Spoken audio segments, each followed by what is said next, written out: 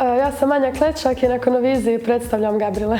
Prijavila sam se na Konoviziju jer mislim da će biti jedno dobro iskustvo, a i zato što mislim da će to nekako biti super stvar za moje prijatelje i obitelj, da će se svi zabaviti.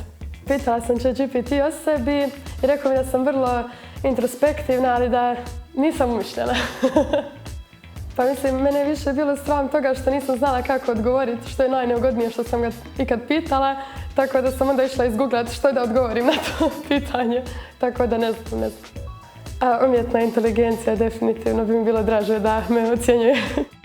Pa čisto eto da bude kao objektivno. Susjedno mjesto bi bilo krivo da, ako ne pobijedim. Nije do mene sigurno i do mikrofona ili do neke opreme ako nastup ne prođe dobro. To je moj izgovor. Da se počnem smijati.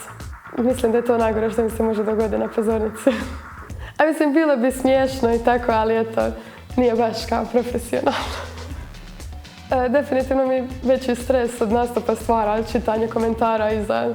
Ne znam kakve bi mogle biti reakcije, ne znam ni kako ću nastupiti. Pa mislim, sigurno bi mi bilo drago da komentari budu dobri, ali nekako očekujem malo i zafrkancije i svega na ovaj račun.